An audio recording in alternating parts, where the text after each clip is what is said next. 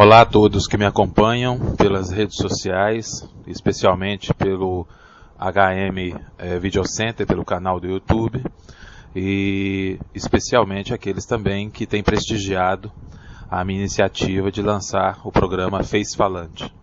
Nós estamos na 4ª edição, meu nome é Hudson Miranda e hoje são 9 de novembro de 2013. E hoje eu separei um pouco menos uma pauta, né, em termos numéricos menor, mas extremamente importante, né, na sua relevância. São 3 assuntos fundamentais que nós vamos discutir. O primeiro deles será a respeito das ações do Tribunal de Contas, né, o TCU, e as repercussões dos seus estudos e das suas atitudes. E o segundo assunto será o crescente índice de suicídios entre policiais, né? E aí nós também vamos discutir algumas questões a respeito disso. E para finalizar nós vamos discutir uma questão a partir de notícias, né, surgidas em relação a como é trabalhar no Google, né, que é uma grande companhia de alcance mundial, se transformou, né, numa grande companhia de alcance mundial, mas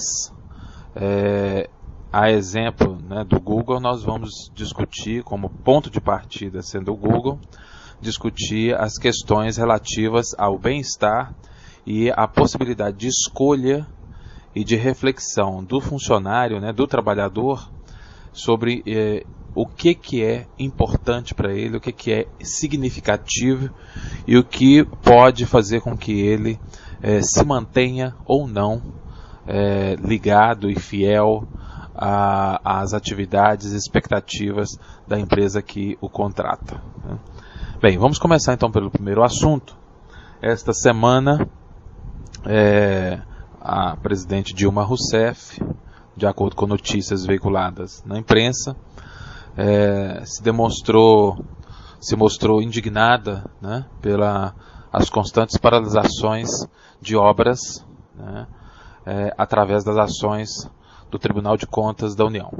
Bem, é importante esclarecer, né, que o Tribunal de Contas é uma instância, né, ao lado de outras instâncias como o Ministério Público, a Procuradoria-Geral da República e assim por diante, fundamental, mas especialmente o TCU, né, é fundamental para defender o cidadão e a parte correta do Estado, a parte justa, adequada e competente do Estado, daquela parcela do Estado ineficaz, ineficiente e incompetente, né?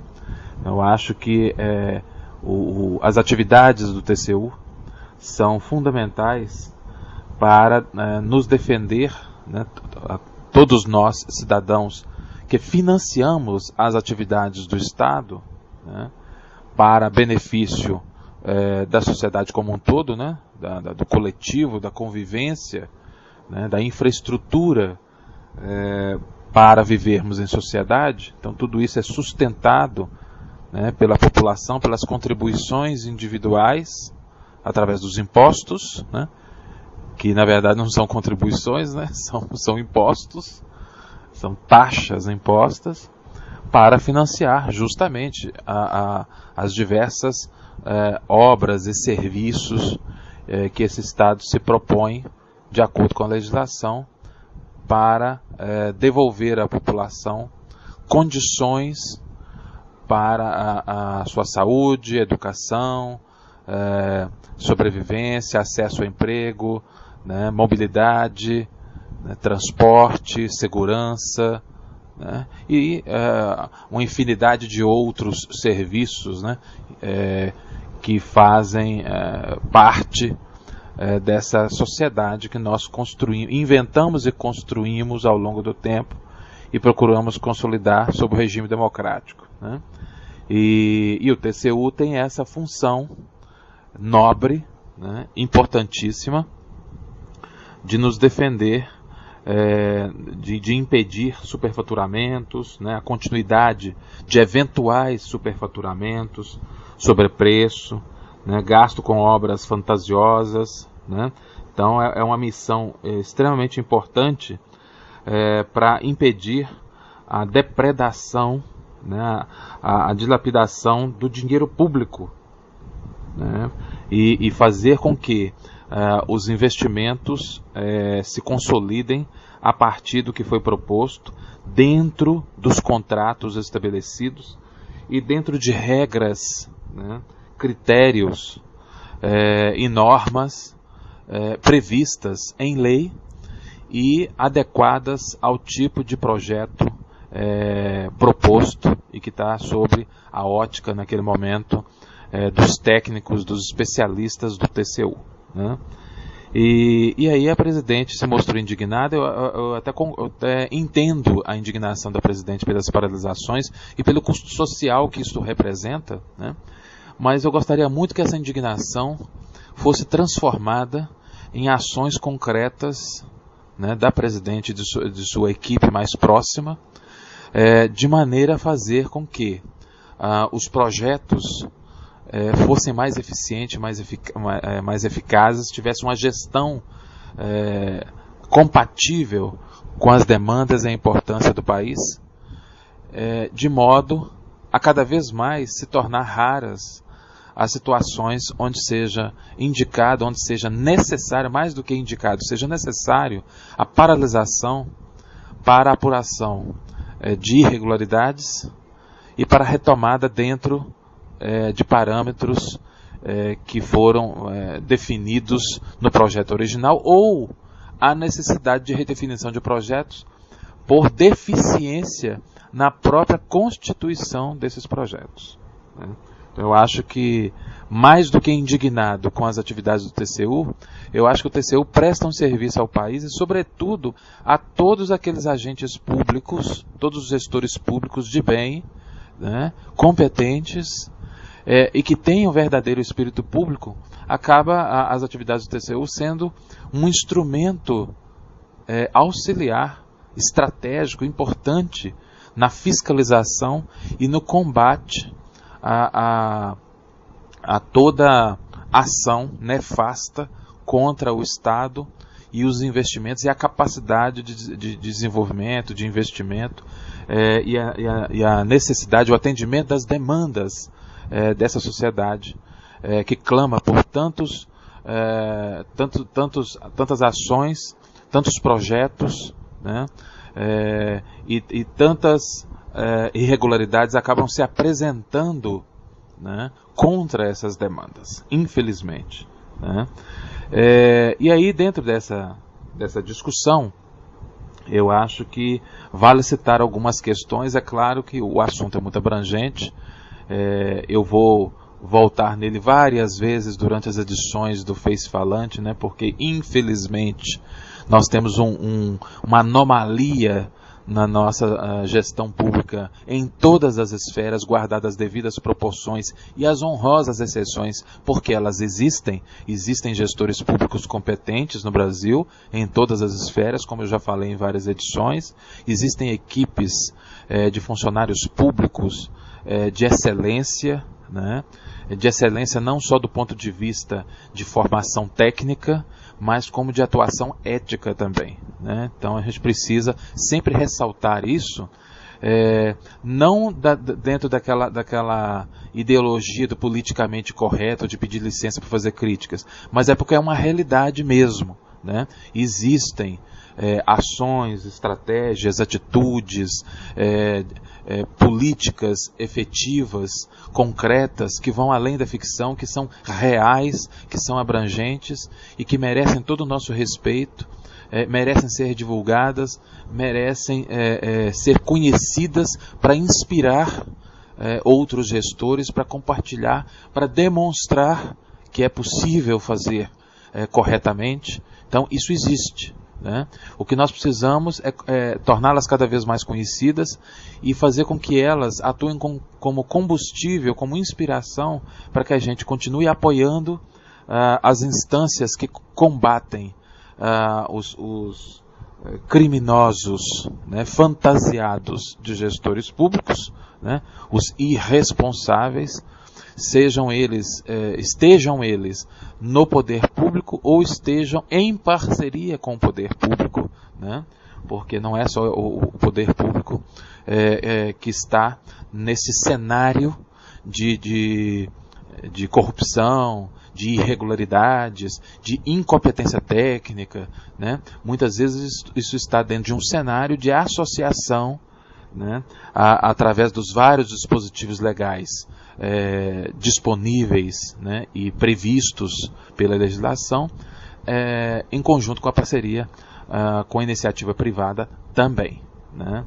Então, só para a gente não perder de vista aquela ideia, né? Aquele mito de que o público no Brasil é predominantemente sujo e a iniciativa privada é limpa, né? Acho que nem uma coisa nem outra, nenhuma das inversões também é verdadeira, né? Nós temos bons empresários éticos, competentes, inovadores no Brasil, assim como temos gestores públicos com as mesmas características positivas, e assim como temos também uma grande quantidade, né, infelizmente, de pessoas de má fé, né, atuando nas duas esferas. Daí a importância de mecanismos, né, e de instâncias como o Ministério Público, né, o TCU, né, os tribunais de contas estaduais e assim por diante, né. Então, para sugerir, né, continuando essa questão, né, para sugerir uma paralisação de uma obra, o TCU leva em consideração, né, nos seus relatórios, né, quando propõe uma paralisação, o número de empregos, né, diretos e indiretos que são perdidos, que a gente precisa considerar isso, né, com a medida, né, além dos custos de realização de novas licitações que muitas vezes são necessárias, ou reestruturações de projetos, né, ou mudanças, alteração de contrato que tem impacto no valor total da obra, que geralmente supera em muitos casos, o original, né. E aí nós precisamos entender o tamanho da irresponsabilidade, né, o impacto que essa irresponsabilidade provoca socialmente, porque nós não estamos falando simplesmente na paralisação de uma obra operada por robôs, né? São operadas por pessoas e elas têm impacto na vida social, na dinâmica social, muitas vezes na infraestrutura, na dinâmica das cidades, né? Ou de estradas, ou de regiões inteiras, né? Então o prejuízo social é muito forte em termos de empregos diretos, empregos indiretos, perspectivas de desenvolvimento de regiões, né? Perspectivas de investimento, né? De crescimento. Então, são projetos, tem impactos em outros projetos e outras instâncias sociais, né, que previam a realização daquela obra, né? Então nós estamos falando de obras que fazem parte de uma rede, elas estão dentro de um organismo, né? Um organismo urbano, um organismo viário, um organismo social, né? Um organismo de alguma área que tem impacto em outras áreas também. Então é isso que a gente precisa entender, né? Não para culpar o TCU ou suas recomendações ou determinações, mas para a gente ficar atento e pressionar, né, enquanto opinião pública, enquanto cidadãos, pressionar as instâncias governamentais para que sejam mais competentes, mais eficientes e mais eficazes e que tenham instrumentos não burocratizantes, mas eficazes no controle em todas as etapas que fazem parte do projeto ou dos projetos, de maneira que essas incidências não ocorram com tanta frequência, né, e representem tanto prejuízo a vida pública, né, o desenvolvimento do próprio país, né. Só para a gente ter ideia, o percentual de obras com indicativo de paralisação tem caído ao longo dos anos, né. Só para a gente entender, em 2002 o número chegou a 163 obras com indicativo de paralisação. Olha só, nós não estamos falando de uma obra. Vocês imaginam, né, você que está me ouvindo nesse momento, o que são 163 obras de grande porte paralisadas no Brasil inteiro? O que isso representa de impacto nas contas públicas, impacto financeiro, o impacto no mundo do trabalho, o impacto social, o impacto no desenvolvimento, nas perspectivas de investimento? Isso sem lembrar que são obras, muitas dessas obras paralisadas ficam anos paralisadas, como é o caso que eu citei na edição anterior do Face Falante, do aeroporto de Goiânia, que ficou 7 anos parado por irregularidades, né? Quer dizer, acaba sendo também uma outra anomalia. Quer dizer, até que ponto nós suportamos esse tipo de paralisação, né? Quer dizer, até que ponto, uma vez que se encontre também irregularidades, né, que mesmo com todos os cuidados, nós podemos baixar drasticamente os índices, mas elas podem ocorrer eventualmente, como exceção e não como regra, né? Mas quais os mecanismos de sensibilidade administrativa e de agilidade, né, organizacional do poder público para agir no sentido de responder com eficiência às demandas geradas pela fiscalização e pelos relatórios emitidos pelos tribunais de contas, né?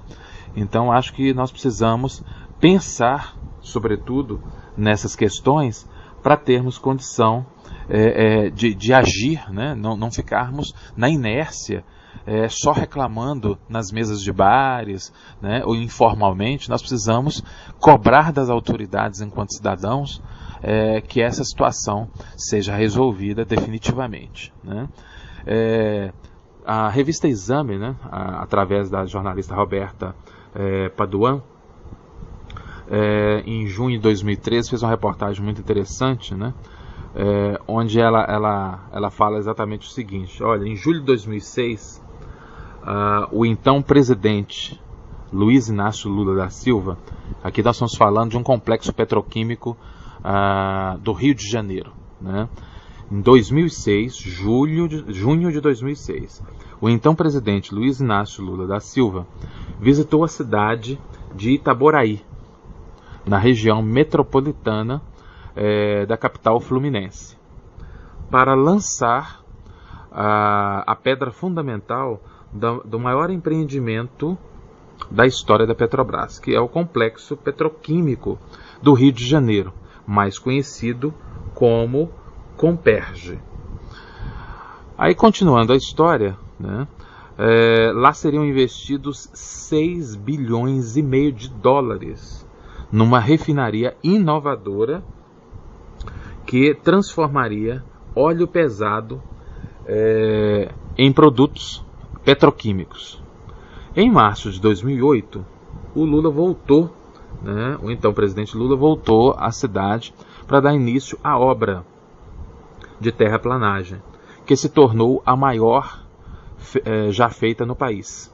Itaboraí e os municípios vizinhos entraram em polvorosa, evidentemente, né, em euforia com o anúncio do que a Comperj geraria 200 mil empregos diretos e indiretos. Imagina o que isso representa: 200 mil novos empregos, diretos e indiretos. Em março de 2010, 4 anos após o lançamento da pedra fundamental, Lula voltou a Itaboraí pela terceira vez. Foi participar da assinatura de contratos que finalmente permitiriam o início da construção. Até então, nenhum tijolo havia sido assentado no local. 7 anos se passaram, desde a primeira visita de Lula à Comperj. Olha só, 7 anos se passaram. Pelo plano inicial, o complexo já deveria estar funcionando. Não está. Apenas metade da obra foi executada. 53%, segundo a estatal. Nesse período, quase tudo mudou. Em vez de uma refinaria, serão construídas 2. Em vez de produzir petroquímicos, elas fabricarão combustíveis. Em vez de consumir 6 bilhões e meio de dólares, só a primeira das refinarias demandará 13 bilhões e meio de dólares. Ou seja, mais que o dobro, né? Praticamente o dobro. Em vez de ser uma obra tocada em sociedade com o setor privado, ela virou 100% estatal. Ou seja, tudo saindo do nosso bolso. Por fim, em vez de ser inaugurada em 2012, a obra ficou para o final de 2015, segundo a Petrobras. Já os fornecedores dizem que só haverá inauguração em 2016. Também não se sabe se a Comperj algum dia será realmente um complexo petroquímico. A Braskem, empresa do setor, interessada em se instalar no empreendimento, ainda analisa a viabilidade econômica do projeto.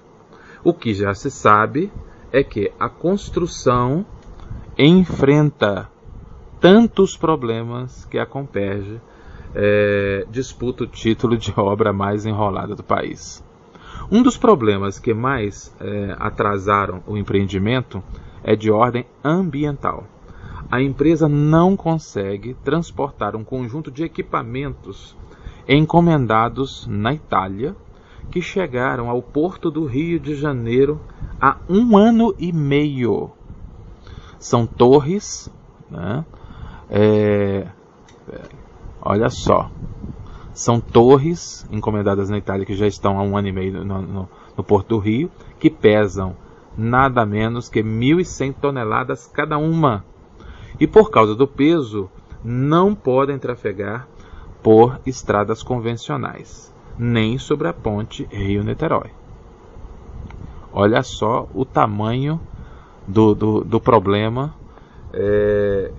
que parece que não foi pensado antes, né? Quer dizer, cadê os estrategistas, cadê as pessoas envolvidas no planejamento de todas as fases da obra? Né? São especialistas, não estão falando de amadores. Continuando a reportagem, né, da revista Exame, a solução seria levar as torres em uma barcaça pela Baía de Guanabara até o Rio. O Guaxintiba, né? É isso mesmo, Guaxintiba, né? Até um rio, que é o Guaxintiba. Então, a solução, repetindo, seria levar as torres em uma barcaça pela Baía de Guanabara até o rio, o Guaxintiba. Esse rio, que recebe boa parte do esgoto, né, do município de São Gonçalo, dá acesso ao pier de uma cimenteira nas proximidades da Comperj. A barcaça teria apenas 80 centímetros de calado, para não encalhar nas águas rasas da região. Ainda assim, seria necessário dragar áreas assoreadas pelo acúmulo de dejetos no Rio de Janeiro, né? Ali no próprio trajeto do rio Guaxintiba. Seguindo, a princípio, o Instituto Estadual do Ambiente, o INEA, aprovou a solução. E a Petrobras chegou a marcar o primeiro transporte para 24 de janeiro de 2011. A situação desandou quando se constatou que o tal rio passa por uma área de proteção ambiental, cuja responsabilidade é do órgão federal, o Instituto Chico Mendes. Olha só. para realizar o trabalho, realmente o rio está nessa área de proteção, né? Mas o rio recebe dejetos de um município inteiro, né? De São Gonçalo, de uma região grande, populosa, né? E tem problemas em relação aos próprios dejetos, e até agora ninguém toma providência, né? Então isso é só para a gente ver a situação de inércia, de paralisação, e quantos bilhões estão, por enquanto, né, desperdiçados, porque estão paralisados, não estão promovendo desenvolvimento nem crescimento, né, e nem estão fazendo com que haja um impacto positivo na região, no sentido de crescimento e desenvolvimento, né. Enquanto isso, a região sofre os efeitos da especulação em torno do funcionamento ou não da refinaria, do andamento e dos novos prazos que são colocados, sofre os efeitos de todo esse desandar, né, e não ganha nenhum benefício. E quando chegar esses benefícios, será que não já será muito tarde? Os prejuízos causados em todas as dimensões poderão ser sanados a curto e médio prazo? É isso que a gente fica pensando. Uma outra reportagem, só para vocês terem ideia dessas questões de paralisações, de problemas com obras, vem da Bahia, né? É uma reportagem feita pelo Marcelo Barreto, do UOL, em outubro desse ano, e fala sobre o metrô de Salvador, né? O metrô de Salvador não ficará pronto até a Copa do Mundo. Olha só. O anúncio foi feito, né, recentemente, né, neste ano, em evento, né, na capital baiana, por Harold Peter Zwiendikoff, né, que é o diretor-presidente da concessionária CCR, Metrô Bahia, empresa que venceu a indicação para operar o sistema, né?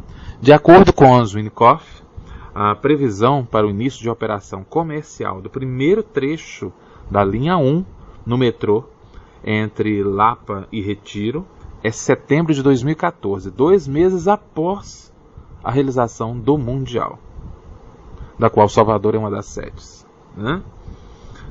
No evento, Zwiendikoff diz,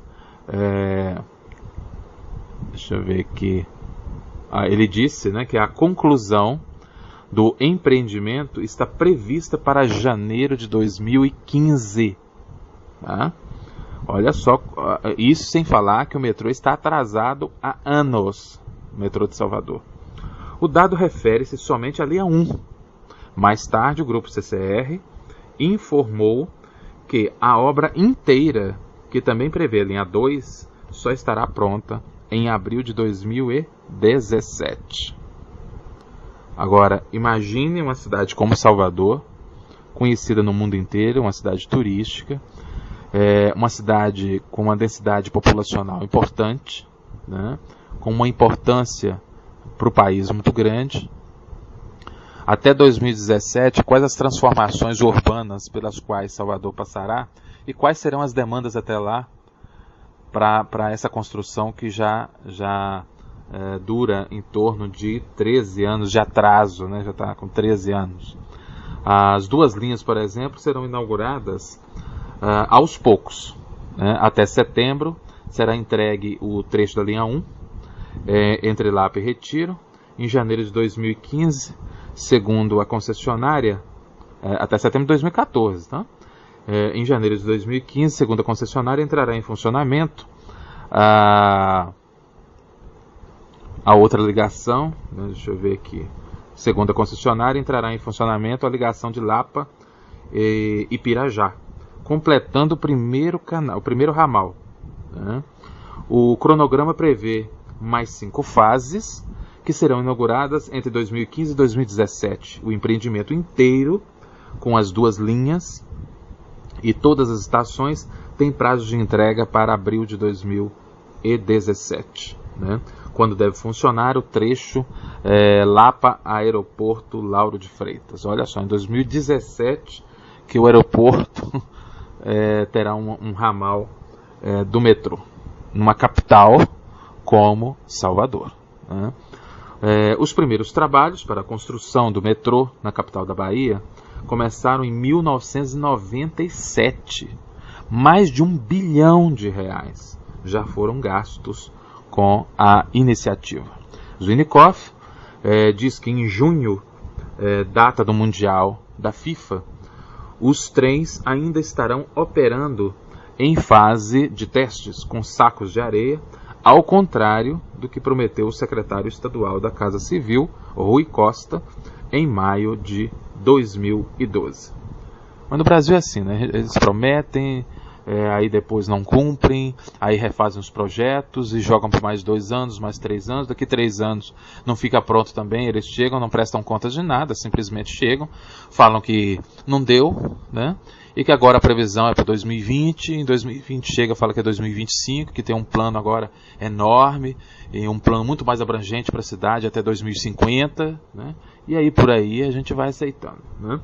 E no fim de 2012 a obra acabou sendo excluída da matriz de responsabilidades da Copa. Olha só,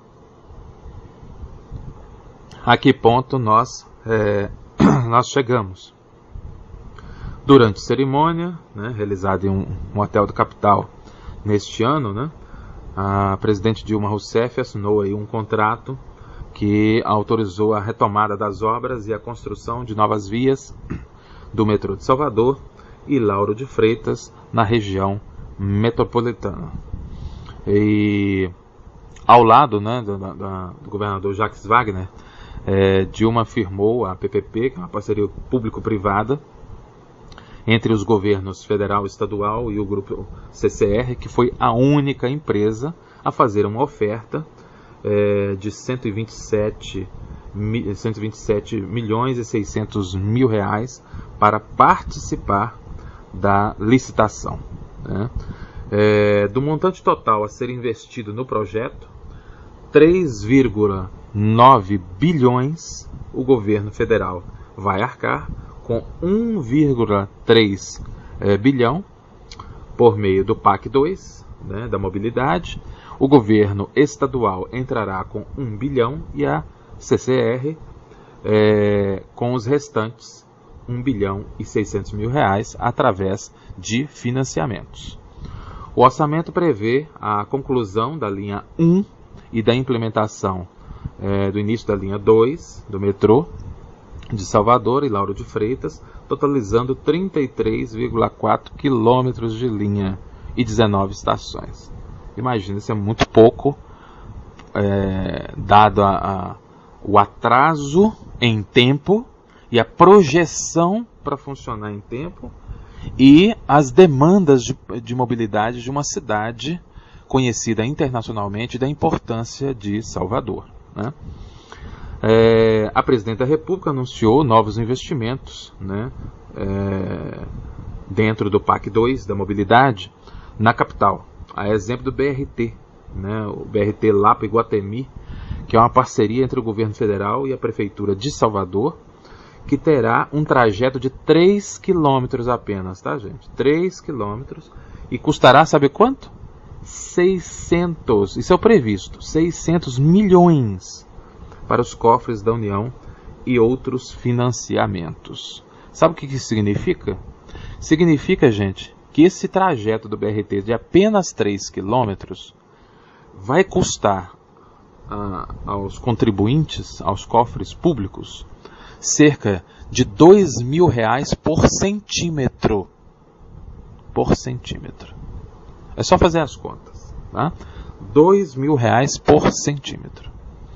Outra novidade é a implementação do VLT metropolitano, ligando o bairro de Águas Claras a... Deixa eu ver aqui o nome desse bairro. De Águas Claras a Paripe, né?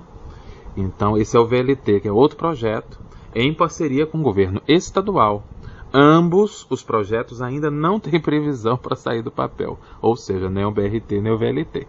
Por enquanto, só a promessa, já com atraso de 13 anos, né, do metrô. E enquanto isso, os soteropolitanos continuam sofrendo, além dos turistas, né, e de todos que querem conhecer além da orla de Salvador, que querem explorar a cidade, que querem e dos próprios investidores e da própria população de Salvador, que poderia ter muito mais possibilidades se tivesse um sistema de transporte adequado, um sistema de saneamento adequado, um sistema viário adequado, né?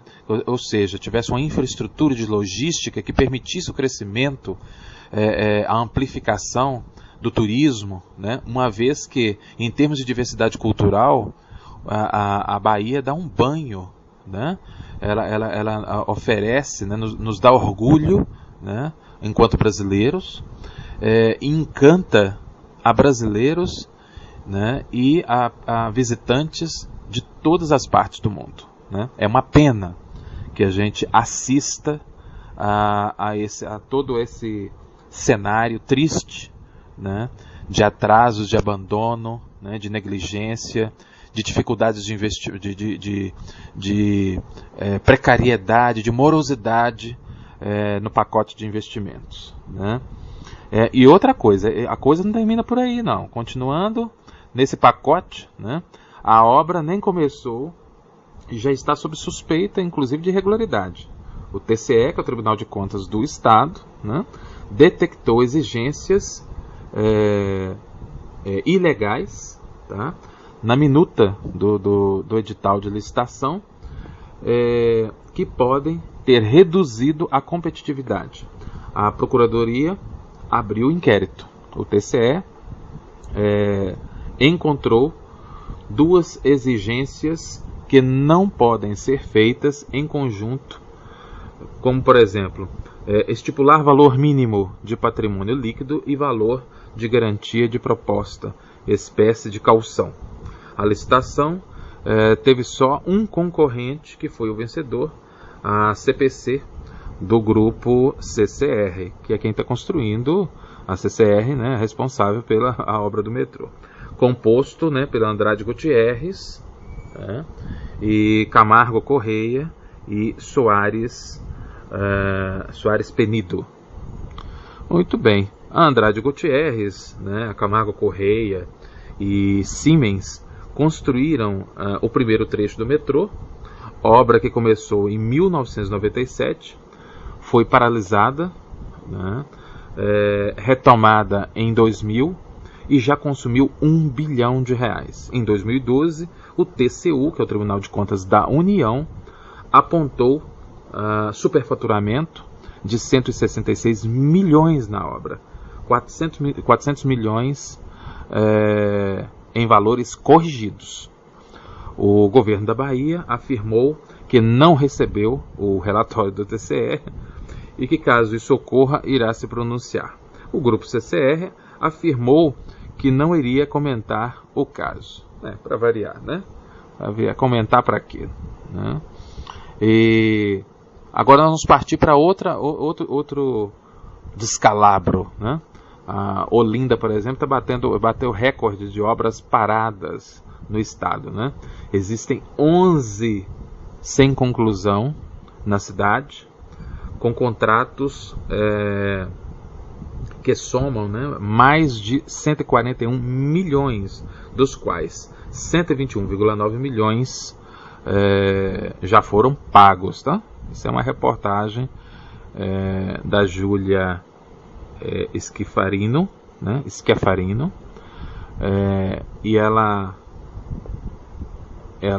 traz para a gente, né, um esclarecimento muito interessante da reportagem que ela fez, e que eu vou ler um trecho para vocês entenderem o que está acontecendo em Olinda, que aparece, né, nos cartões postais, que aparece nas reportagens, né, estimulando o turismo, que aparece como um dos destinos mais interessantes do ponto de vista cultural e do ponto de vista turístico no carnaval também, né, com os bonecos gigantes e todo a diversidade de ritmos, né, que encantam turistas do mundo inteiro, mas que está mergulhada também em problemas tão tristes, né, de precariedade na gestão de obras que poderiam trazer para a cidade muito mais investimentos, muito mais conforto, capacidade, não só para aqueles que a visitam, mas para aqueles que, sobretudo, fazem com que a cidade exista, que são seus moradores, né? Porque a questão não é dar prioridade ao turismo, né? Respeitar o turista é fundamental, mas, sobretudo, como respeitar o turista se nós, né, se essas gestões acabam não respeitando os seus próprios moradores que fazem a existência da própria cidade, né? Bem, quando o assunto, segundo a reportagem, tá? Quando o assunto é ações inconclusas, né, a cidade de Olinda, na região metropolitana do Recife, salta à vista. Basta algumas horas circulando pela cidade para enxergar algum canteiro, né, placa, tapume ou mesmo estrutura completamente abandonadas. De acordo com o Tribunal de Contas de Pernambuco, TCE, né, são pelo menos 11 as obras paradas ou inacabadas. São contratos que juntos somam 141, né, em torno de quase 142 milhões de reais, dos quais aí quase 122 milhões já foram pagos, tá, pelo poder público. Muito bem, e aí continuando, uma das obras mais antigas é a construção do restaurante popular Dom Helder Câmara, no bairro de Peixinhos, que teve início em 2005, ou seja, há 8 anos atrás, para construir um restaurante popular, hein? Uma visita ao local, porém, atesta a paralisação total dos trabalhos. Para se terem uma ideia, paredes foram construídas no lugar das portas de entrada do prédio, cujas paredes permaneceram no cimento puro. A placa, né, há muito foi retirada do lugar e do lado corre esgoto a céu aberto. Olha só, né? Continuando a reportagem, ela vai falando o seguinte: essa obra vem da época vem da época de Gessilda, né? Jacilda, né? A Jacilda, e não sai, né? Até a placa desistiu de ficar aí e foi embora. Ironizam o comerciante João Batista, né, que mora na frente ao local desde 1972. Bem, próximos a ele, Severino Celestino dos Santos denuncia os prejuízos e o abandono. Ele fala que a obra conta com uma cisterna, né, que é coberta com pedaços de madeira, né, e aí abre aspas, né, as crianças brincam aqui perto, aí tem madeira podre, e se uma cai nesse poço, né, há um risco de morrer, evidentemente. Infelizmente, é o prefeito que elegemos, né? Digo nós, porque isso é o depoimento dele, né? Porque votei nele, né? Citando o prefeito Renildo Calheiros, do PCdoB, achando que ia melhorar, e olha só o que aconteceu, desabafou o morador, né? Informações do Tribunal de Contas da União atestam, né, que os repasses foram suspensos por inadimplência, né? Então isso é só para a gente ver a situação pelo Brasil e como é que está a situação no caso de Olinda, né? E ela continua, né? A reportagem é uma reportagem longa. Na Orla, por exemplo, né, o aspecto de abandono de vários trechos da Orla de Olinda, né, e proximidades dela contrastam, por exemplo, com o valor de algumas das obras que estão paradas ou inacabadas que ultrapassa os 20 milhões de reais. Na lista estão a revitalização, pavimentação e a drenagem do entorno da Praça 12 de Março, por exemplo, né? A contenção do avanço do mar e a revitalização da orla nos trechos do Bairro Novo, né? Casa Calada e Rio Doce, né? Sobre todas a Prefeitura informa estarem em andamento, né? E para algumas a promessa é de entrega até dezembro deste ano de 2013, né? E por aí as coisas vão andando descontroladas, né? Só para terminar esse assunto, né, ainda nós temos duas notícias. Uma é uma obra de um hospital com 112 leitos que está parada há quase 20 anos em Bariri, né? Só para a gente ter uma ideia. O prédio, né, do Hospital São José começou a ser construído há 3 décadas em Bariri, ou seja, há 30 anos, né? Mas poucos anos depois a obra parou, sem uma explicação do Ministério da Saúde. De 1980 a 1994, o governo federal liberou verba para a construção do hospital, mas há 19 anos, mais nenhum centavo foi investido. A obra fica em uma área, uma área da Irmandade, né, que administra a Santa Casa, né? A ideia na época era melhorar a infraestrutura com a nova unidade de internação. A proposta inicial seria transferir os pacientes do prédio antigo, que data do início do século passado, né? O provedor da Santa Casa conta que ninguém do governo federal deu explicações sobre o porquê de não concluir a obra.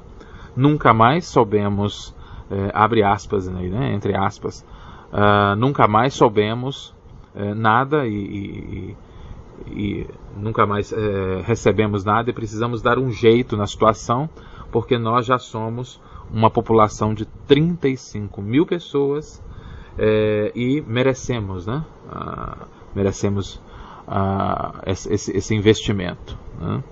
Bem, olha só a que ponto nós chegamos com a situação da saúde, com as demandas que nós temos, né? E nós presenciamos um abandono dessa projeção, né? O hospital, né, São José, foi projetado para abrigar 112 leitos. Nos quartos, parte da aviação já foi instalada.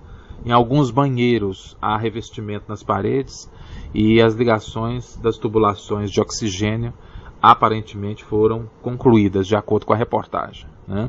A gestora da Santa Casa, a Denise Sgavioli, né? Denise Sgavioli, estima que o governo federal investiu 10 milhões na obra. Imagine só, onde foi parar esse dinheiro, né? E esses 10 milhões eram não suficientes, né? No entanto, agora seriam necessários pelo menos mais 3 milhões para o término. Denise diz que não há nenhum empecilho jurídico para que a obra fosse paralisada. Temos a escritura, a prestação de contas de tudo que foi feito, e o que esperamos agora é que alguém possa assumir esse local, né? E o transformar, né, realmente em um hospital para atender a demanda de atendimento, afirmou a Denise. A prefeita em Bariri, que assumiu o cargo, né, este ano, conta que ainda nos próximos dias, né, deve ir a Brasília pedir ao Ministério da Saúde recursos para a conclusão e aparelhamento do hospital, né? Então, assim, e o Ministério da Saúde, inclusive, não soube informar quando foi esse repasse, né, para as obras do hospital, e nem quando isso foi feito, né? Os dois únicos registros referentes aos repasses para a Irmandade que administra a Santa Casa de Bariri estão no portal Transparência e passam de 1 milhão, né? Isso é só para a gente ter uma ideia, isso aí no campo da saúde. E para terminar essa onda aí de problemas de paralisações, né? Não para terminar o número, infelizmente, que é muito maior do que isso, mas só para terminar a nossa abordagem aqui a respeito disso, a obra da nova rodoviária de Guarapari está parada no Espírito Santo, né? Moradores e turistas reclamam das limitações físicas da estrutura atual, e a atual construtora, né, informa que o terminal vai ser entregue só em abril de 2014. Bem, após várias promessas não cumpridas, os passageiros, né, que precisam utilizar a rodoviária da cidade de Guarapari, na região metropolitana do Espírito Santo, né, de Vitória, né, metropolitana de Vitória, no Espírito Santo, continuam enfrentando problemas com a falta de infraestrutura do local. Turistas e moradores que dependem, né, do terminal se queixam da falta de assentos, de cobertura e também da limitação física do espaço. A obra da nova rodoviária está parada, mas, segundo a construtora responsável, né, a previsão é de que seja concluída em abril de 2014. Segundo tem um depoimento, né, de uma dona de casa, a Vilma Monteiro, né, nos dias de chuva é ainda mais complicado passar pela rodoviária, né, é incrível. Para pegar o ônibus tem que botar a bagagem na chuva, né? É uma situação péssima, relatou a Vilma, que é usuária, né? E que é dona de casa, que pertence àquela população, né? Por isso que eu falo que a gente não pode pensar somente nos turistas, mas e a população que é usuária também, que faz a cidade existir e que gera esse fluxo, que acolhe esse fluxo de turistas, né? E isso vem naquela esteira, né, de obras intermináveis, né? A própria revitalização da orla de Guarapari, né, de parte da orla, também levou anos, trouxe muito transtorno, foi muito morosa, né, custosa também em todos os sentidos, né, para os comerciantes que apostam no turismo, para os turistas, para a população que ali vive, que transita, que é usuária também dos recursos naturais e da estrutura de funcionamento de lazer da cidade, né? Então acho que a gente precisa pensar nessa situação, né? Não esquecer, não abandonar a população, e termos uma ação, né? Acho que as associações de moradores, os tribunais de conta, né? Quer dizer, todas as instâncias fiscalizadoras precisam estar atentas a essa irresponsabilidade, porque isso é uma irresponsabilidade, né? O que vem acontecendo, né? Bem, vamos passar para outro assunto, né, nosso, que é extremamente importante, que é o adoecimento de policiais, né? Sobretudo, vamos fazer aí um recorte em relação ao suicídio, né?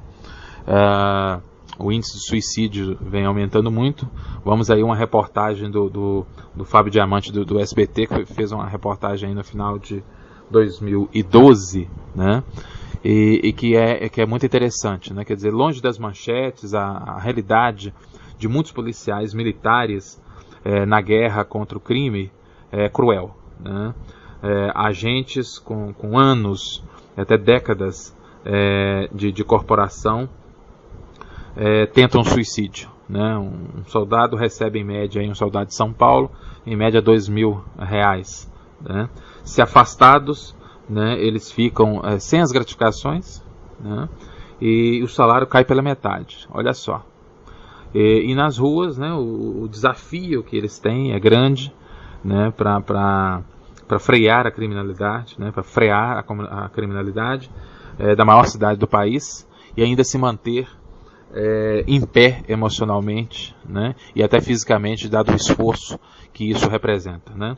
Isso gera uma média aí de 2 policiais que cometem suicídio por mês, segundo as estatísticas oficiais, hein? Isso no estado de São Paulo.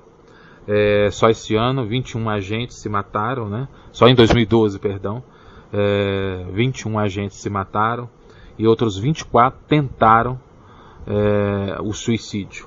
Em 2010 foram 11 suicídios e 32 tentativas, né? E em 2011, 21 PMs se mataram e 30 tentaram em São Paulo, né? E a Polícia Militar de São Paulo afirmou, né, para a reportagem do SBT, que os PMs são avaliados regularmente por psicólogos, né, e que dá todo o apoio necessário aos agentes que apresentam problemas de saúde. Bem, não é isso que tem aparecido nos depoimentos, nos relatos, né? E nesses números que ainda me parecem tímidos diante da realidade, né? Silêncio, né? Repressão interna da corporação, né? Da própria estrutura de funcionamento da corporação e a falta de voz dos policiais, né? Então, são alguns dos problemas. As repercussões sociais, profissionais e familiares são devastadoras, né?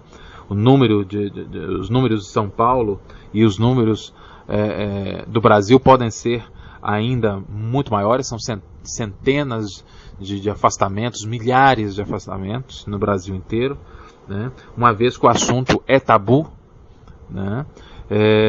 E estigmatizante e evitado, né, pela instituição, negado, né?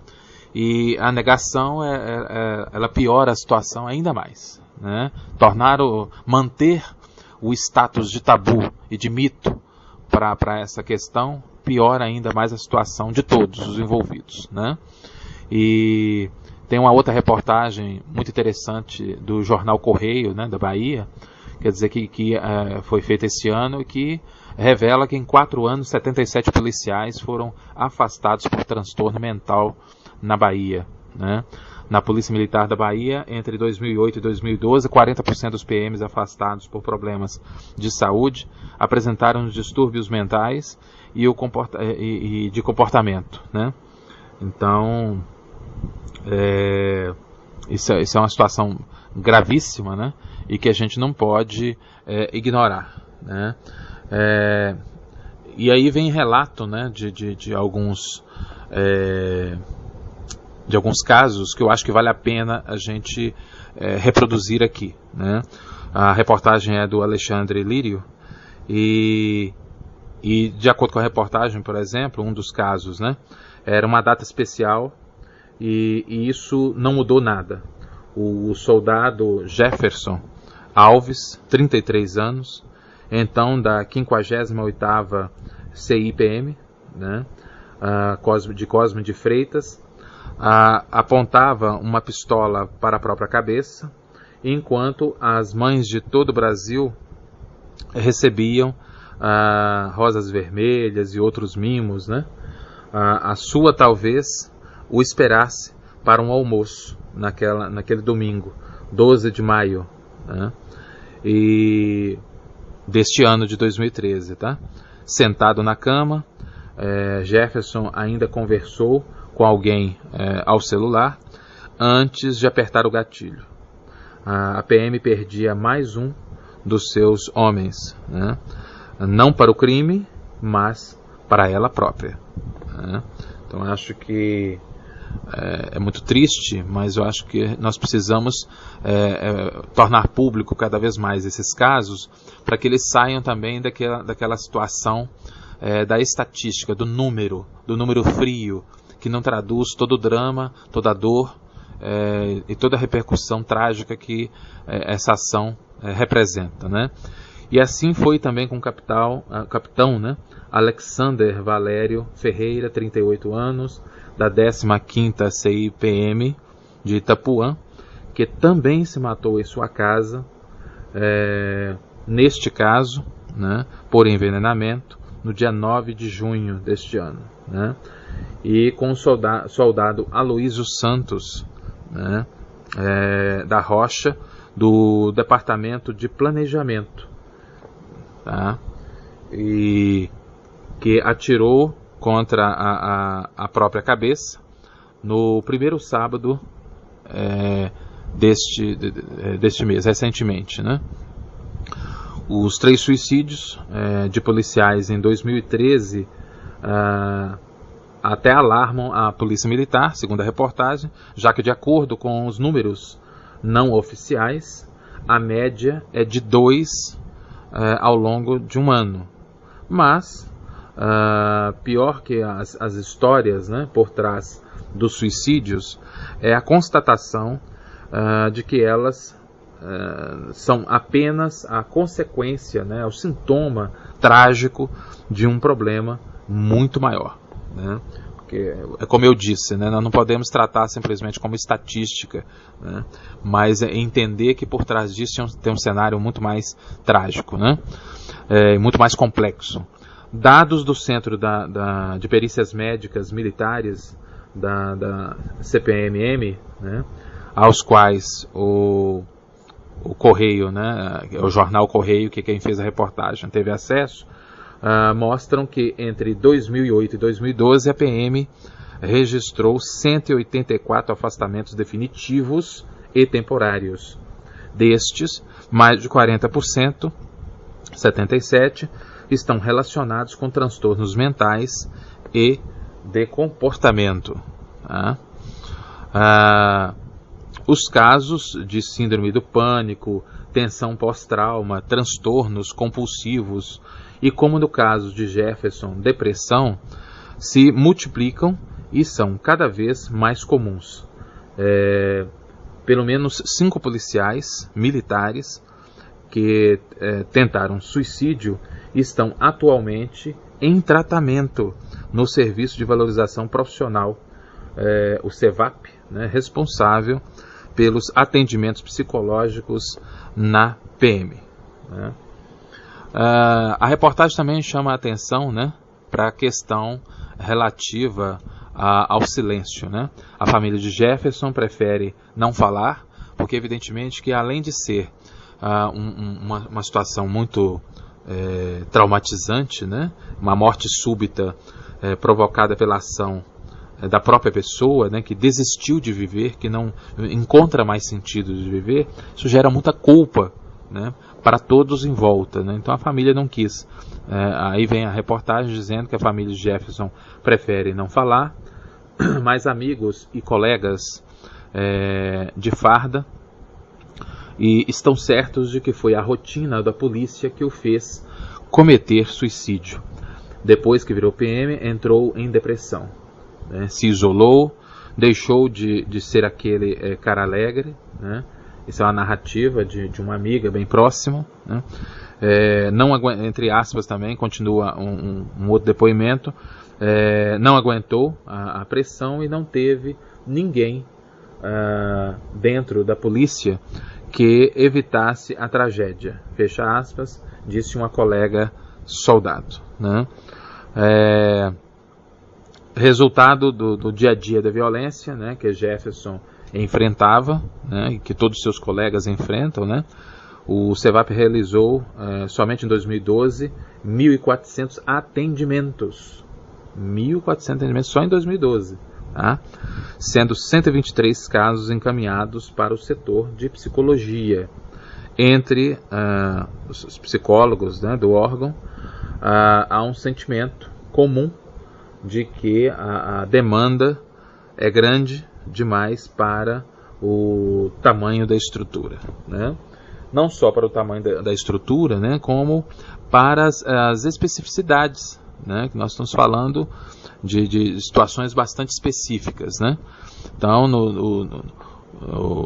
nós não podemos entender que os atendimentos aos policiais que lidam com situações tão complexas é igual ao atendimento comum.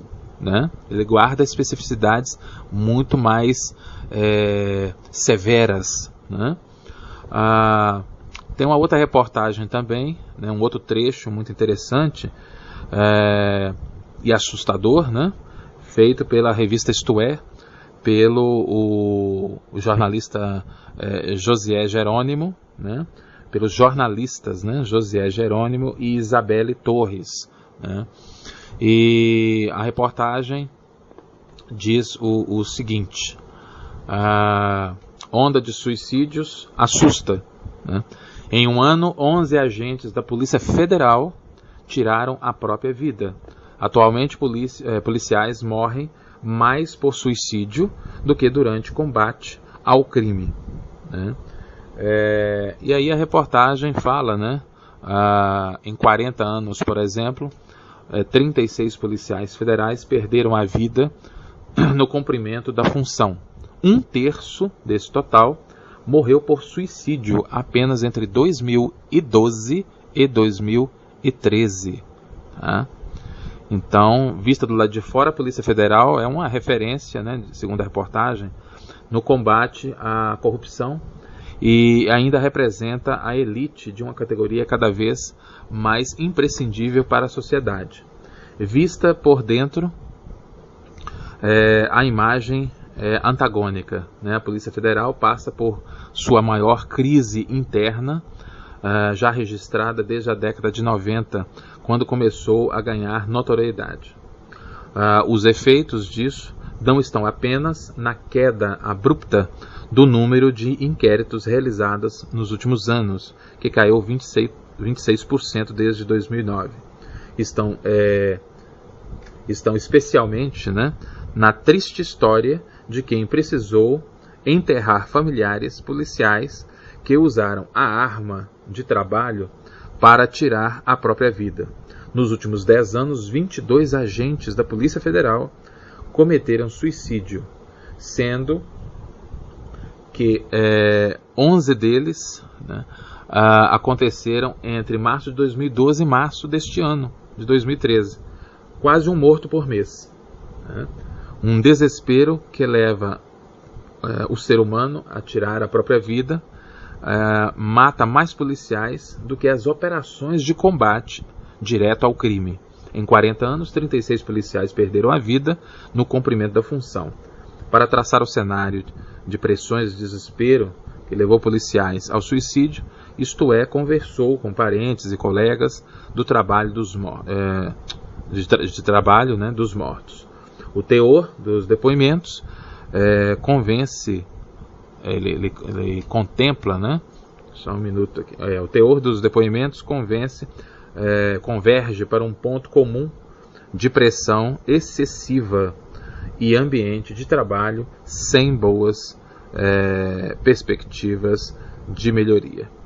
Bem, e aí a reportagem segue citando casos absolutamente tristes, né, ligados à percepção de falta de estrutura, né, agentes trabalham amordaçados, né, em protesto contra condições desumanas de trabalho. Foi um protesto que fizeram recentemente, né. Uma pesquisa, por exemplo, fala sobre uma pesquisa realizada pela Universidade de Brasília, UNB, no ano passado, né, mostrando que por trás do colete preto, né, do distintivo, dos óculos escuros, da mística, né, que transformou a Polícia Federal num ícone da polícia de elite, né, existe um quadro grave de depressão e síndrome do pânico, né? São doenças que atingem 1 em cada 5 dos 9.000 agentes da Polícia Federal. Olha só que índice gigantesco, né? Em um dos itens da pesquisa, 73 policiais foram questionados sobre os motivos das licenças médicas, né? E nada menos do que 35% dos entrevistados responderam que os afastamentos, né, foram decorrentes de transtornos mentais, como depressão e ansiedade. Olha só a gravidade, né? O grande problema é que os agentes federais se submetem a um regime de trabalho militarizado, sem que tenham treinamento militar para isso, né? Apesar, né, de que os militares também estão sofrendo, né? E acreditamos que o problema está na estrutura da própria polícia, diz uma das pesquisadoras da UNB e psicóloga Fernanda Duarte, né? Nós não podemos, aí, discutindo a reportagem, né, não podemos esquecer que o fato de ter treinamento militar não tem impedido os militares também de estar nesse triste rol das categorias das forças de segurança que estão padecendo de altos índices de depressão e de outros distúrbios mentais, e num alto índice também de suicídio, né? O drama dos familiares, dos policiais, né, que se suicidaram, está distribuído, né, nos quatro cantos do país, segundo a reportagem, né? A última morte, aí eles falam começam a citar, né, as mortes, que enquanto a gente está falando de estatística fria, né, a gente não tem dimensão de como isso dilacera uma família, né? Então ele começa aí, a última morte, registrada em 2013, ainda causa espanto, né, nas superintendências de Roraima, onde Lúcio Mauro de Oliveira Silva, 38 anos, trabalhou entre dezembro de 2012 e março de 2013. Né? Mauro deixou a noiva no Rio de Janeiro para iniciar sua vida de agente da Polícia Federal em Pacaraima, né? Cidade a 220 quilômetros de Boa Vista. Nos 60 dias em que trabalhou como agente da Polícia Federal, usou o salário de R$5.000 líquidos para dar entrada em financiamento de uma casa e um carro. O sonho, né, da nova vida acabou com um tiro na boca, na frente da noiva. 5 meses se passaram desde a morte de Mauro e o coração da sua mãe, Olga Oliveira Silva, permanece confuso e destroçado, né? Como era de se esperar, obviamente, né? A federal,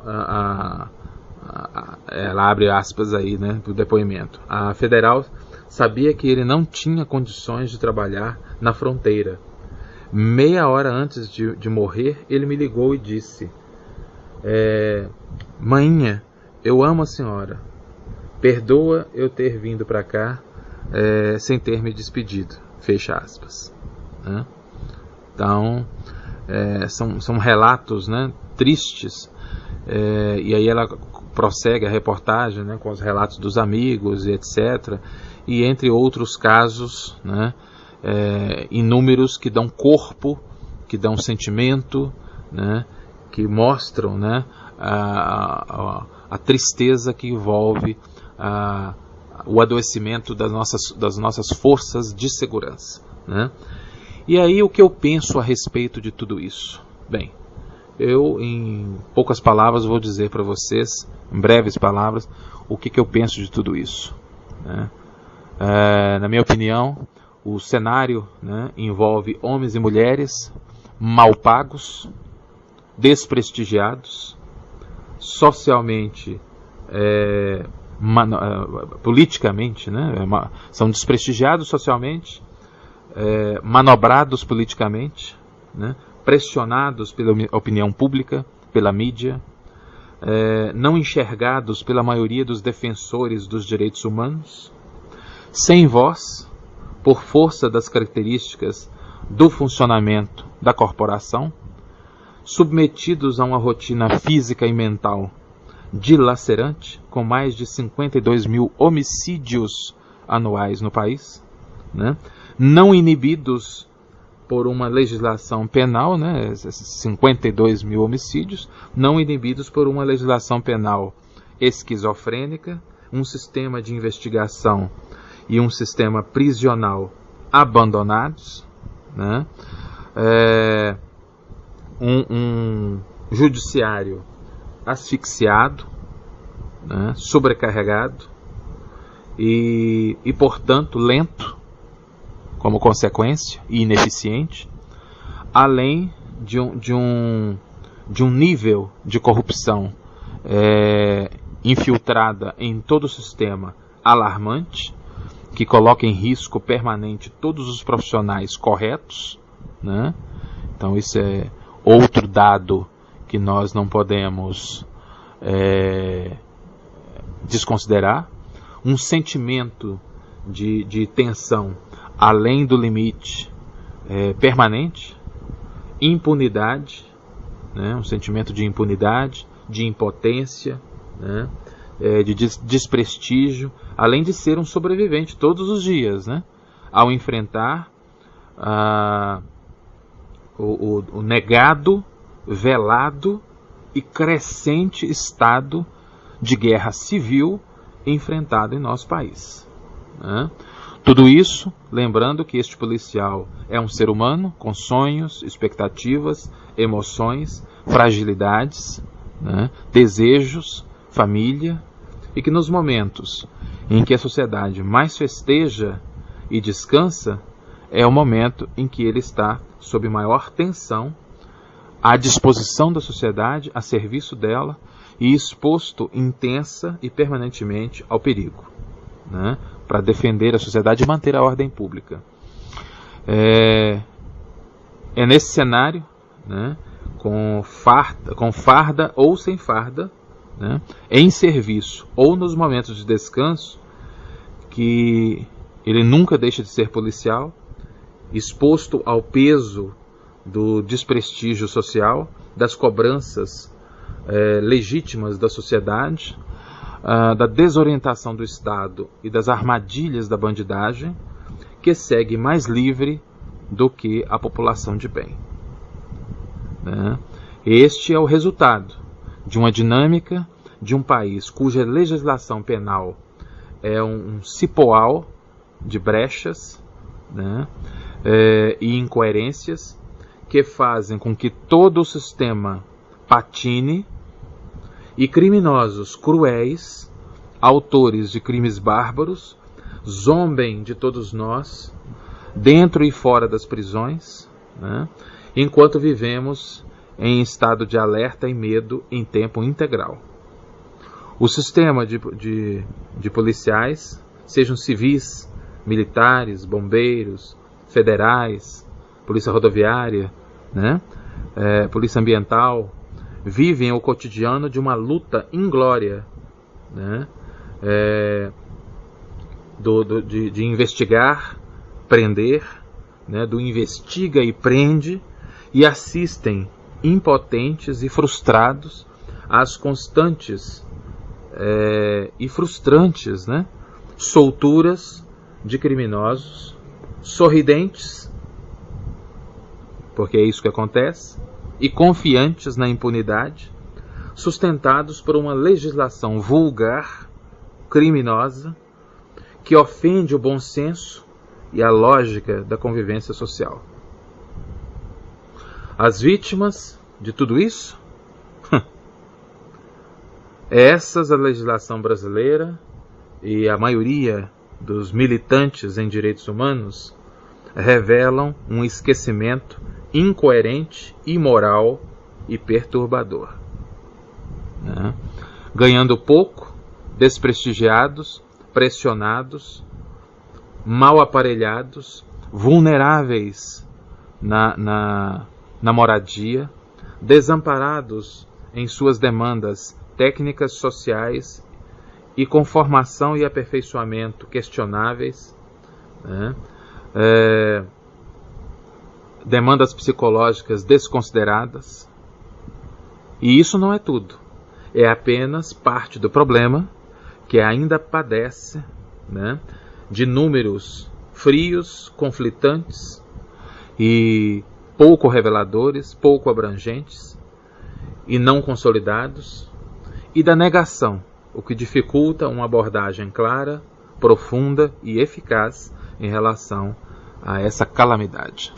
Nós vamos voltar nesse assunto em outros momentos, porque a calamidade continua, os aspectos são diversos e profundos, não dá tempo de apresentar isso num programa só. O meu tempo já está mais do que estourado, mas eu ainda tenho que terminar com a outra notícia sobre o mundo do trabalho. Notícias, né, foram veiculadas pela imprensa nacional sobre ex-funcionários, né, que revelaram aí os bastidores do Google e as dificuldades e fragilidades desse ambiente desejado por profissionais de todas as idades do mundo inteiro, admirados, né, com a inovação, a capacidade de inovação, o crescimento, o arrojo, a ousadia e a divulgação da própria forma autêntica em termos de ambiência de trabalho na Google. Mas, como nós estamos falando de pessoas, né, e estamos falando de ambiente corporativo que visa lucro, né, que visa desempenho, né, toda essa ambiência, essa inovação, esse arrojo, evidentemente que tem seu preço, e a aparente falta de regra é só aparente, porque bilhões estão em jogo, né? Estamos falando de um ambiente de tecnologia e de um ambiente, então, onde a inovação é muito perecível, onde o estudo do futuro e das perspectivas, né, é permanente, a competitividade é extrema, né? Então o nível de agressividade mental, né, a pressão mental e o nível de agressividade da dinâmica envolvida é muito forte. E aí veio à tona, né, as reportagens, né, selecionaram aí 10 questões que envolvem o relato desses ex-funcionários sobre o ambiente da Google, né? A reportagem ainda fala: trabalhar na Google é um sonho, certo? Nem tanto. A empresa tem pontos fortíssimos para atrair candidatos e frequentemente é lembrada como um dos melhores ambientes para trabalho. Mas ela também tem seus pontos questionáveis, né? Essa reportagem foi feita por um portal de tecnologia, né? E o Olhar Digital, né? E eu acho que vale a pena a gente comentar algumas questões, né, sobre essas colocações dos ex-funcionários, né? E eu começo o seguinte: como são 10 colocações, vamos à primeira. Todos são incríveis, né? Então eles contratam os melhores, as melhores pessoas para os empregos mais mundanos, digamos assim.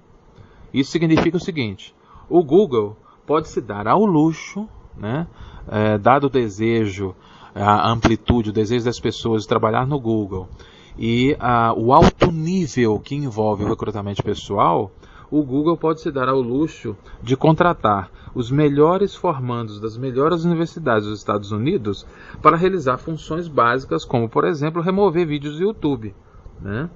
E a remuneração, obviamente, é boa, mas a satisfação profissional é nula. Ou seja, não basta você ser bem remunerado. Isso pode ser interessante nos primeiros meses, mas aquilo cai na rotina e você vai buscar, na realidade, a satisfação, né, e o reconhecimento por estar fazendo um trabalho que tem relevância e tem impacto, né? Sobretudo, quanto maior o seu nível de formação, de esclarecimento, de intelectualidade, mais você se cobra por isso, mais você busca, né, essa trajetória com uma produção relevante, compatível com seu nível de estudo, de investimento, de ousadia, de criatividade, de potencialidade em inovação, né, e de capacidade, né? Bem, vamos ao próximo. O Google não é mais uma startup, mas uma grande corporação. Pode parecer estranho, mas trabalhar lá não é tão diferente de um ambiente corporativo comum, em escritórios comuns. É fácil ser promovido se você trabalhar nos projetos certos e promover seu trabalho de forma certa, explica um ex-funcionário. Ou seja, não é toda aquela panaceia que se fala, né, parecendo que você está trabalhando num ambiente tão diferente, tão único, né, que é desconectado da própria realidade da rede de grandes corporações espalhadas pelo mundo. Não é bem assim. O Google é tão grande que você não consegue ter nenhum impacto, né? Para a maioria dos funcionários que já passaram pelo Google, a probabilidade é significativa de nunca terem realizado nenhum projeto grande dentro da empresa. O Google é quase uma máquina de imprimir dinheiro, graças ao sucesso do AdWords, né? Mas, continua a reportagem, Mas tudo implica que você será apenas uma simples pessoa polindo e engraxando esta máquina, né? Dado o tamanho, as dimensões e a medida que ela vai ganhando musculatura, ganhando importância, ganhando abrangência pelo mundo, é claro que essa máquina monstruosa vai também ganhando mais compromissos, parâmetros e cautelas, mesmo trabalhando num oceano, né, num ambiente que exige inovação, ousadia, né, e pioneirismo, ela vai ganhando mais cautela, né, porque estão envolvidos aí um volume de dados, de informações, uma rede de conexões, né, que não pode ser desconsiderada, né, e que mexe com o mundo inteiro, né? Porque o Google é uma empresa com alcance intercontinental. Bem, continuando, os gerentes de meio campo são medíocres, né? Segundo a reportagem, né? Segundo o que revelam os ex-funcionários. Aí continua falando sobre essa questão. A reclamação é de que os chefes são focados demais em métricas e não ligam para outras coisas. Eles não querem arriscar para não ter problemas, não conseguem inspirar os empregados e se aproveitam demais do nome e da reputação do Google para fazer seus funcionários trabalharem. É o que eu acabei de dizer, acabei de comentar sobre o item anterior, né? Vai chegando num nível de abrangência, de responsabilidade, de ganhos, de impacto, de importância, né, no meio digital, no meio virtual e no meio real, que outros interesses mais fortes e tradicionalmente corporativos, né, passam a fazer parte do pacote e em alguns momentos são protagonistas, como em qualquer empresa. Ou seja, aquele descompromisso inicial, aquela ousadia, aquele campo aberto, fértil e amplo a ser explorado, vai ganhando contornos mais definidos e as exigências e os parâmetros tradicionais vão ganhando corpo em razão das responsabilidades corporativas, né? É o preço do sucesso, em resumo, né? O preço do sucesso implica em mais responsabilidades, mais impacto nas ações, né? Mais exposição à crítica e mais cautela no lidar com parceiros e investidores, né? Aí continua as questões. O Google entende de engenharia, não de design. Segundo o funcionário, a preocupação excessiva com engenharia, enquanto o design e a usabilidade ficam de lado, levou a produtos cancelados ou com sucesso parcial, como por exemplo o Google Wave, o Google Video, Google Thread Connect e até mesmo o Orkut. Sucesso no Brasil, mas fracasso no resto do mundo. Também foi lembrado, né? Então, por quê? Por causa que o Google não tem como princípio forte design, né? E no mundo virtual, além da funcionalidade, além da quantidade de recursos, né?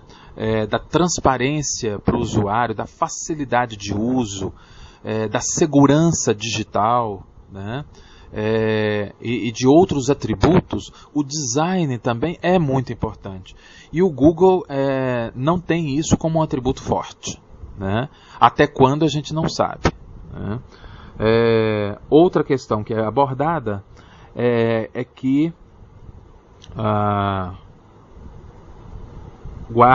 guarde sempre uma cópia por escrito. Um dos funcionários afirma que durante o processo de contratação é importante guardar sempre uma cópia por escrito do que lhe for prometido. O Google faz muitas promessas vagas e muitas vezes não cumpre. Bem, E isso é um problema não só do Google, mas de todas as empresas que se tornam empresas desejáveis para a contratação e que buscam criar sistemas de atração de talentos estratégicos muito importantes e com uma velocidade muito alta. É o risco que toda empresa que chega a este tamanho, com essa abrangência, com esse nível de visibilidade de capilaridade, corre, né? Isso no mundo das corporações, o Google não é o único, mas é importante a gente levantar essa questão para as pessoas não ficarem iludidas, né? De que vão chegar nessas corporações e estão no paraíso, né? Outra questão que é colocada é que a cultura é imatura. Videogames é um ambiente de trabalho, aliás, videogames e um ambiente de trabalho relaxado podem ser bons, até um ponto, mas não quando há trabalho para ser feito. As pessoas nunca crescem, elas bebem em todas as horas, socializam constantemente, jogam e trabalham pouco ou não trabalham. Bem, isso é o efeito, né, de transformar o trabalho num parque de diversões. Inclusive eu estou preparando uma conferência exatamente sobre isso, sobre os exageros do bem-estar no trabalho. O que é bem-estar que é compatível com os protocolos naturais de um ambiente de trabalho, e o que extrapola esse ambiente e transforma-o num parque de diversões no lugar do trabalho. Quer dizer, o trabalho passa a ser em segundo lugar, com o pretexto de uma adolescência eterna, ou seja, uma adultescência, né?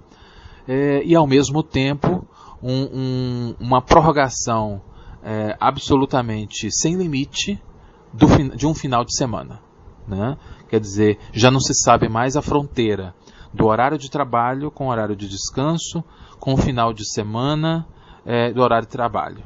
Quer dizer, isso parte da premissa que o trabalho é um castigo, de que o trabalho é sério, e os protocolos do mundo do trabalho são dispensáveis, e não são, né? Então a gente precisa rever isso, e essas doses, né, essa overdose de informalidade no trabalho também está com os dias contados. Isso certamente será revisto e já é objeto de estudos e de observações importantes, não de se voltar a uma época de escravidão corporativa, né? Mas nós precisamos encontrar um meio termo, algo que medie entre o bem-estar a serviço de um trabalho prazeroso, mas sem perder o protocolo e as características naturais que são indispensáveis ao desenvolvimento de habilidades dentro de uma rotina e de uma disciplina, né, de uma estrutura que favoreça o desempenho, que favoreça a atenção, que favoreça a maturidade, que favoreça que seja compatível aos desafios e aos projetos que são propostos num ambiente corporativo, né? Continuando aí, você não pode trabalhar, outro problema, né, que é colocado, você não pode trabalhar remotamente, né? É algo que pode ser decisivo para muitos optarem por trabalhar ou não na empresa, principalmente nos Estados Unidos, onde a qualidade da internet é melhor e permite, né, esse trabalho remoto. O Google ainda não permite, né? Muitos trabalhos não requerem a presença física da pessoa, sobretudo nós estamos falando de tecnologia, né, em um escritório, mas o Google não aceita isso, né? Então, isso é uma coisa também que é colocado, e engraçado que muitas empresas, ditas como tradicionais, corporações de grande porte, já permitem esse trabalho remoto, né? Inclusive como um ganho real de bem-estar e de desempenho, né, de desenvolvimento para aqueles que fazem parte dessa proposta.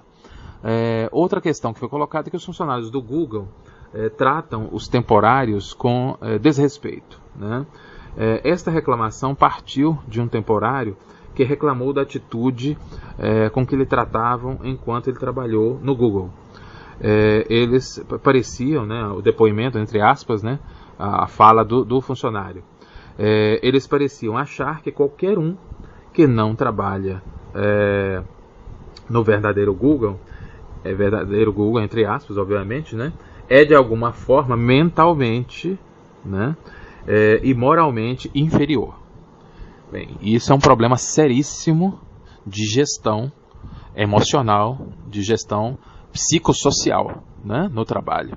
Então, equivale para qualquer empresa. Eu já presenciei esse tipo de comportamento, eu já gerenciei vários grupos na área de tecnologia.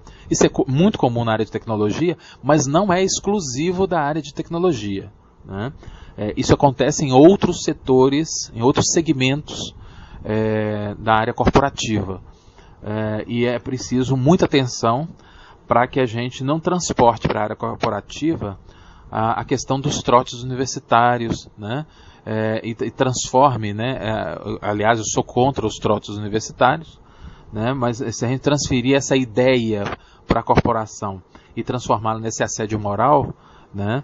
E que é uma reclamação muito forte em empresas de vários segmentos e vários portes, né? De pequeno e médio porte, nós realmente comprometemos os resultados, comprometemos a saúde mental desses trabalhadores, né? E inclusive geramos demandas judiciais a respeito disso, né? Porque é um problema de saúde mental e é um problema de direitos humanos e é incompatível com o que se espera do tratamento decente de qualquer corporação para os seus funcionários. Bem, e com isso eu termino o Face Falante de hoje, né? Já ultrapassei muito o tempo, nós já estamos aí com 1h e 37 minutos de programa, mas eu acho que deu para a gente abordar com muita tranquilidade 3 assuntos importantíssimos. Eu espero que eu tenha contribuído para essa reflexão. Peço desculpas a eventuais falhas, eu acho que nós vamos aperfeiçoando a cada edição, né? E peço a compreensão de todos, a participação, as sugestões, as críticas, né? As contribuições com informações, a divulgação para aqueles que gostaram, entre outras pessoas, né? E nosso próximo encontro, evidentemente, vocês já sabem a periodicidade do Face Falante, que é todas as terças, quintas e sábados. Nosso próximo encontro já está marcado para a próxima terça-feira, né? A todos, muito obrigado, um excelente descanso e até a próxima oportunidade.